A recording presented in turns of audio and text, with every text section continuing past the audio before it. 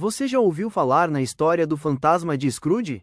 Ela foi escrita por Charles Dickens em 1843, e se tornou uma das mais famosas narrativas natalinas de todos os tempos.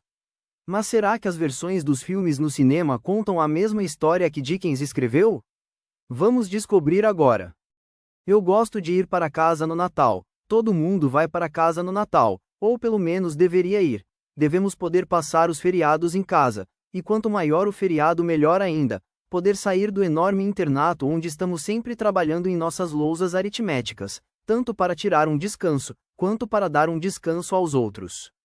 Aqui, viajamos para casa no meio de uma paisagem de inverno, por terrenos com neblina baixa, atravessamos brumas e pântanos, subimos por compridas colinas sinuosas e escuras, como cavernas no meio de uma vegetação densa, que por pouco não obstruiu o brilho das estrelas. Depois estamos nos amplos planaltos, até que paramos num repentino silêncio, em frente a uma alameda. O sino do portão tem um som grave, meio assustador no ar gelado. O portão abre-se em suas dobradiças, e à medida que nossa carruagem vai subindo até a enorme casa, as luzes que nos observam vão aumentando de tamanho nas janelas, e as duas fileiras paralelas de árvores, uma de cada lado do caminho, parece que vão recuando solenemente para abrir caminho para nossa chegada a esse lugar. Durante os intervalos no dia todo, uma lebre assustada atravessava na corrida esse gramado agora branco de geada, ou a barulheira distante de um bando de cervos, ao pisoteava a cobertura esbranquiçada do solo, esmagando por um minuto o silêncio.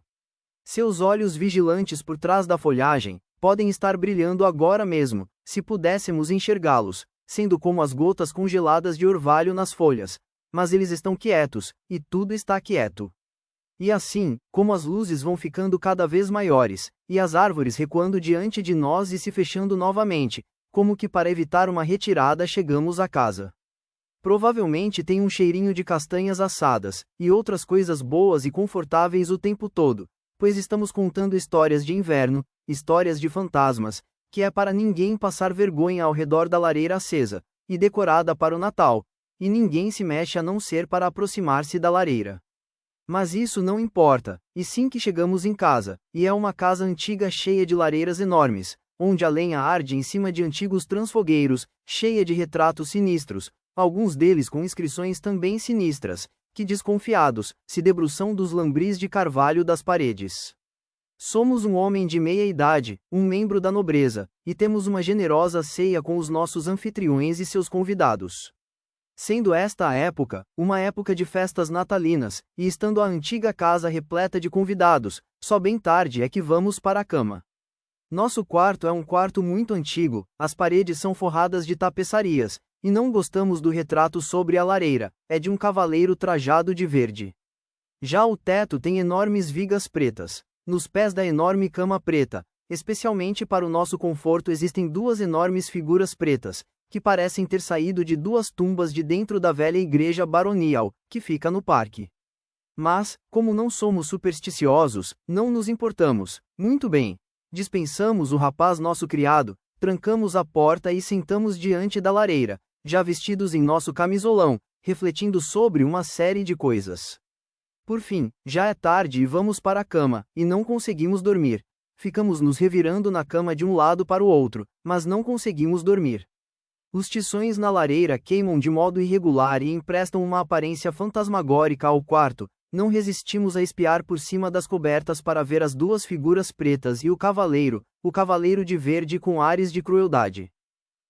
Na luz tremiluzente, eles pareciam avançar e recuar, coisa que, apesar de não sermos de modo algum supersticiosos, não era nada agradável, e ficamos nervosos, cada vez mais nervosos. Dizemos à nossa mente: isto é uma grande bobagem. Porém o tempo vai passando e não dá mais para aguentar. Vamos fingir que estamos doentes e vamos acordar alguém. Já estamos a ponto de fazer isso, quando a porta trancada se abre e entra no nosso quarto uma moça, de uma palidez mortal, de cabelo loiro e comprido, que desliza até a lareira e toma assento na cadeira que havíamos deixado ali, torcendo e retorcendo as mãos. Notamos que sua roupa está molhada, nossa língua gruda no céu da boca e não conseguimos falar, mas nós a observamos atentamente. A roupa está molhada. O cabelo comprido está salpicado de lama ainda úmida.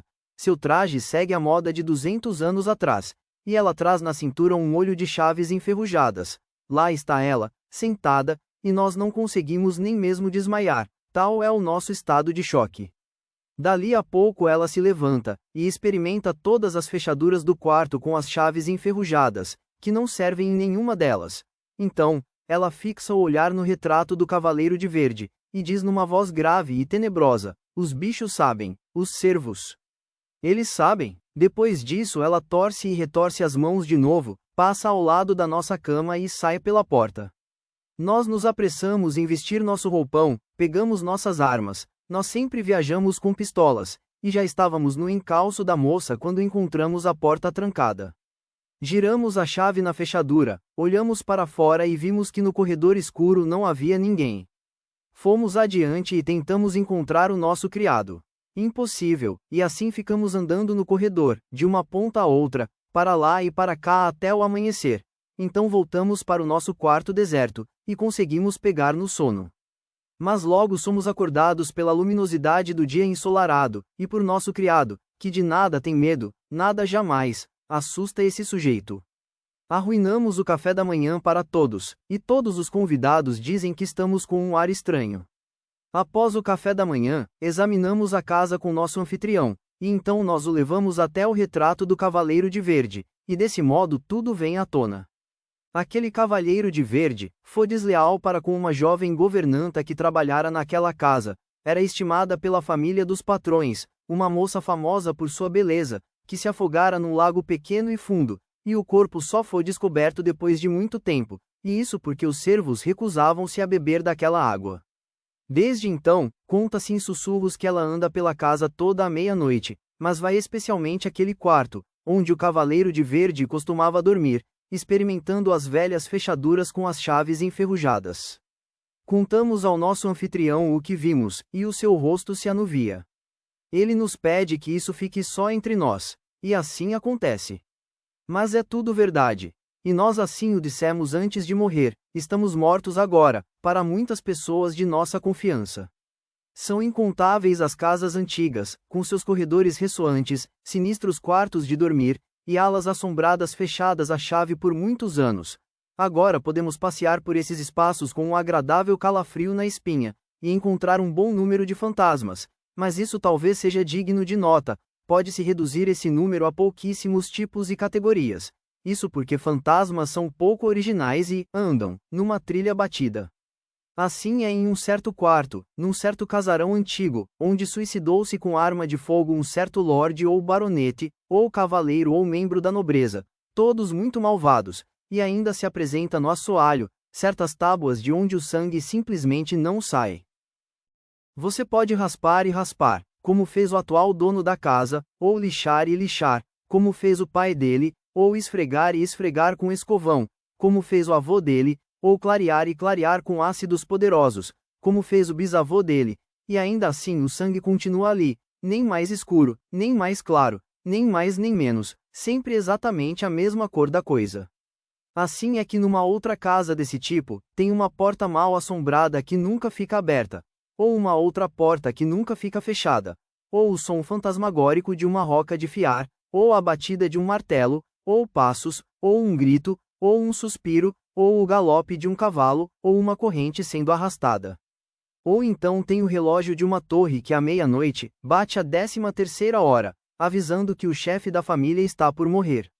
Ou então é uma carruagem preta, imóvel, espectral, que nesta hora sempre é avistada estacionada à espera de alguém, perto dos enormes portões do pátio da estrebaria. Ou então é algo como o que aconteceu com Lady Mary, quando foi passar uns tempos, em visita a uma grande casa em região erma, de Highlands na Escócia. Cansada por causa da longa viagem, retirou-se cedo para o quarto de dormir, e no dia seguinte, durante o café da manhã comentou com a maior ingenuidade: que estranho, fazer uma festa tão tarde ontem à noite, aqui neste lugar tão longe de tudo, e não terem me avisado antes de eu ir para a cama. Então todos perguntaram a Lady Mary do que ela estava falando, ao que Lady Mary respondeu: ora, à noite todas as carruagens ficaram andando em círculo no pátio, bem debaixo da minha janela. Então o dono da casa empalideceu e empalideceu também a sua esposa. E Charles MacDoodle, dos MacDoodle, fez um sinal para Lady Mary para que ela não dissesse mais nada, e todos ficaram em silêncio. Depois do café da manhã, Charles MacDoodle contou a Lady Mary que era uma tradição na família, acreditar que aquelas carruagens barulhentas no pátio eram prenúncio de morte, e isso ficou provado, porque 2 meses depois, a esposa do dono daquela mansão morreu.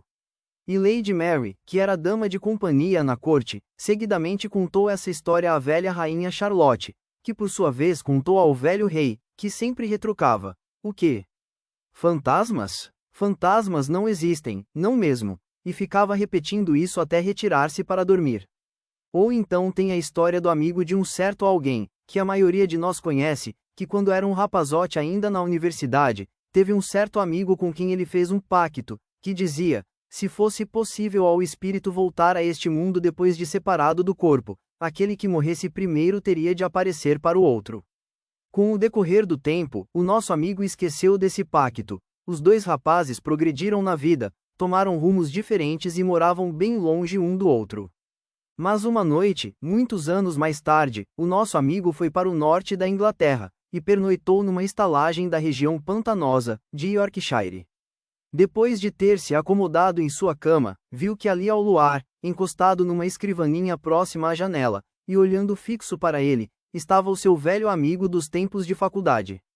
A aparição, depois de receber uma saudação formal, respondeu numa espécie de sussurro, mas perfeitamente audível: não se aproxime. Eu estou morto. Estou aqui para cumprir com a minha promessa. Venho de um outro mundo, mas não posso revelar os segredos de lá. E a forma foi ficando cada vez mais pálida, pareceu estar dissolvendo-se ao luar e desapareceu. Ou tem também a história da filha do primeiro ocupante daquela pitoresca casa, Elisabetana, tão famosa em nossa vizinhança. Já ouviram falar da moça? Não? Ora, foi aquela linda moça com 16 aninhos, que saiu num fim de tarde de verão, na hora do crepúsculo, para colher flores no jardim. Dali a pouco entrou em casa correndo, apavorada, procurando pelo pai e disse a ele: ah, paizinho querido, eu me encontrei comigo mesma. Ele abraçou a filha, e disse a ela que aquilo era a sua imaginação, mas ela disse: ah não, eu me encontrei comigo mesma no caminho entre os canteiros, eu estava pálida e colhia flores murchas, virei a cabeça e estendi a mão que segurava as flores. E naquela mesma noite ela morreu. Começaram até a pintar um quadro dessa história, mas nunca terminaram a pintura, e dizem que está pendurada em algum lugar da casa até hoje, virada para a parede. Também tem a história do tio da esposa do meu irmão, que estava voltando para casa a cavalo num suave entardecer, quando numa alameda verdejante, perto de sua própria casa, ele viu um homem parado à sua frente, bem no meio daquele caminho estreito. Por que esse homem de capote está aí? Pensou ele. Será que ele quer ser atropelado? Mas a figura não se mexia, e ele teve uma sensação esquisita ao ver aquela figura parada, diminuiu o galope mas avançou devagar.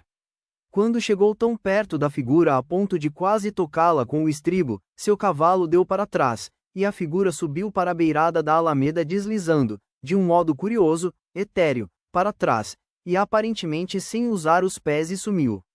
O tio da esposa do meu irmão, exclamando disse: Santo Deus! É o meu primo Harry, de Bombay. Tratou de esporear o cavalo, que de súbito estava suando profusamente.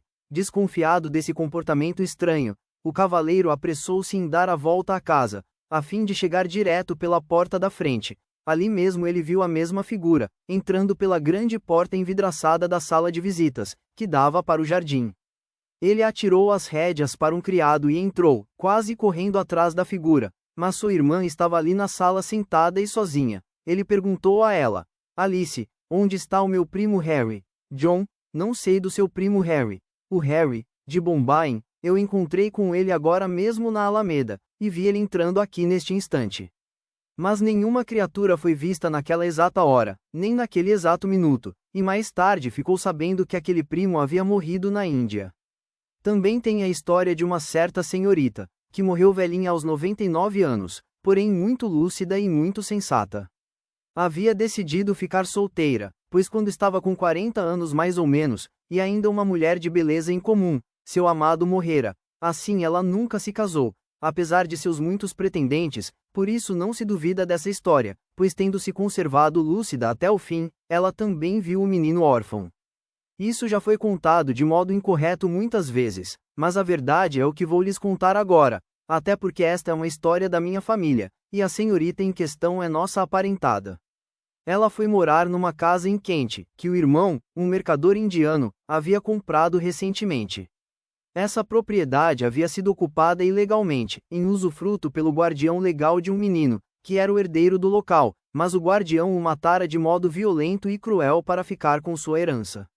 Essa nossa parenta não sabia absolutamente de nada dessa história. Assim ela se deitou para dormir, não fez nenhum alarde à noite, mas de manhã, com toda a calma disse à sua criada, quando esta entrou no quarto: "Você sabe quem é a criança bonitinha, de carinha triste, que ficou a noite inteira me espiando dali do closet?" A resposta da criada foi apenas um grito bem alto e uma carreira desesperada. A senhorita ficou surpresa, mas como era uma mulher de notável capacidade mental, então se vestiu, e desceu, foi ter uma conversa particular com seu irmão. Disse ela: "Repare, Walter, meu sono foi perturbado a noite toda, por um menininho bonito, mas de carinha triste, que ficava me espiando o tempo todo de dentro do closet do meu quarto, e que eu não consigo abrir o closet. Isso é algum truque?" "Receio que não, Charlotte, é só uma lenda sobre essa casa", disse ele. E continuou a falar: "É o menino órfão, dizem que havia uma jaula nesse quarto, onde o guardião dele costumava prender o menino. Não há nenhuma jaula, é só um closet." "Não se preocupe." Ela insistiu em saber mais. "Mas o que foi que ele fez? O que aconteceu a ele?" "Tenho certeza que vi ele abrir a porta do closet com todo o cuidado, e espiar para fora. Às vezes, ele saía do closet 1 ou 2 passos para dentro do quarto, e quando eu o chamava, para encorajá-lo, ele se encolhia e tremia, e voltava todo curvadinho para o closet e fechava a porta." "Mas o closet não tem ligação com nenhum outro cômodo da casa, Charlotte", disse o irmão, "e a porta está lacrada com pregos em toda a volta. Você reparou?" Essa era uma verdade inegável, então chamou-se 2 carpinteiros, que levaram uma manhã inteira para abrir o closet a fim de que fosse examinado. E realmente não tinha nenhuma jaula, na qual diziam que o guardião prendia o menino, era apenas um closet. Só depois disso ela se convenceu, de que maneira sobrenatural foi que vira o menino órfão. Porém o mais fascinante e também horrível dessa história, é que o menino foi visto pelos 3 filhos do irmão dela, um após o outro, e todos os 3 morreram muito jovens. Quando um dos meninos adoecia, ficava com febre por 12 horas antes do óbito, e dizia que havia brincado na grama debaixo de um certo carvalho, com um menino bonitinho, triste e muito tímido, que se comunicava por sinais. Com muita tristeza, os pais dos 3 vieram constatar que aquele menino órfão traçava com a morte o destino da criança com quem escolhesse para brincar. Enfim, era assim que se passavam as noites de Natal antigamente, todos sentados próximos à lareira, se aquecendo e contando histórias de fantasmas. O que você achou desta história? Percebeu diferença entre ela e os filmes? Deixe sua opinião nos comentários. Obrigado e até a próxima.